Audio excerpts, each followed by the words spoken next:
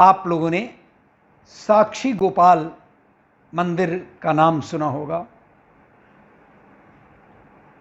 इसके बारे में एक कथा है जो मैं आपको इस समय उसी के बारे में चर्चा करूंगा। साक्षी, तो हमारे देश में साक्षी गोपाल नामक एक मंदिर है। एक बार की बात है, दो ब्राह्मण वृंदावन की यात्रा पर निकले, जिनमें से एक था वृद्ध और दूसरा था युवक। यात्रा काफी लंबी थी और कठिन थी, जिसके कारण उन दोनों यात्रियों को यात्रा करने में बहुत सारे परेशानियों का सामना करना पड़ा था। उस समय रेलगाड़ियों की भी सुविधा नहीं थी। वृद्ध ब्राह्मण युवक का अत्यंत कृतज्ञ हो गया था, क्योंकि उसने यात्रा के दौरान उस वृद्ध की बड़ी सहायता की थी। वृंदावन पहुंचकर उस वृद्ध व्यक्ति ने कहा, हे युवक, तुमने आज मेरी बहुत ही अत्यधिक सेवा किया। मैं तुम्हारा अत्यंत कृतज्ञ हूं और मैं चाहता हूं कि तुम्हारी इस सेवा के बदले में मैं तुम्हें कुछ पुरस्कार दूं। उस ब्राह्मण युवक ने उससे कुछ भी लेने से इनकार कर दिया कि देखिए प्रभु, हमने ये बात एक वृद्ध व्यक्ति को सेवा करने के लिए किया, न कि कोई पुरस्कार करने के लिए। लेकिन वृद्ध व्यक्ति हट करने लगा। फिर उस वृद्ध व्यक्ति ने अपनी जवान पुत्री का विवाह उस ब्राह्मण युवक से करने का वचन ले लिया और वचन दे भी दिया। ब्राह्मण युवक ने वृद्ध व्यक्ति को समझाया कि ऐसा नहीं हो सकता, क्योंकि आप बहुत अमीर हैं और मैं तो बहुत ही गरीब ब्राह्मण हूं। यह वार्तालाप मंदिर में भगवान श्री कृष्ण के विग्रह के समक्ष हो रहा था, लेकिन वृद्ध व्यक्ति अपनी हठ पर अड़ा रहा और फिर कुछ दिन तक वृंदावन रहने के बाद दोनों घर लौट आए। वृद्ध व्यक्ति ने सारी बातें घर पर आकर के बताई कि उसने अपनी बेटी का विवाह एक ब्राह्मण से तय कर लिया है। पर पत्नी को जब यह सब सुना तो उसे मंजूर नहीं था। उस वृद्ध पुरुष की पत्नी ने कहा, यदि आप मेरी पुत्री का विवाह उस युवक से करेंगे तो मैं आत्महत्या कर लूंगी। कहां मेरी और उसकी समता।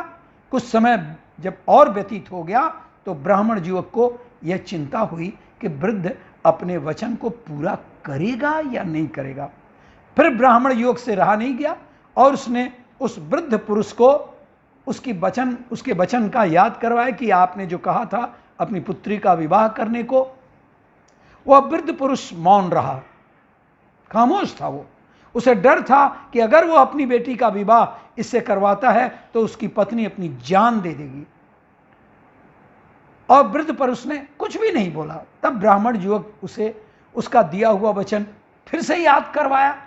तभी वृद्ध पुरुष के बेटे ने उस ब्राह्मण युवक को बाहर निकला और यह कहकर घर से बाहर निकाल दिया, भाग, तुम्हारी औकात है कि तुम मेरे बहन से विवाह करो।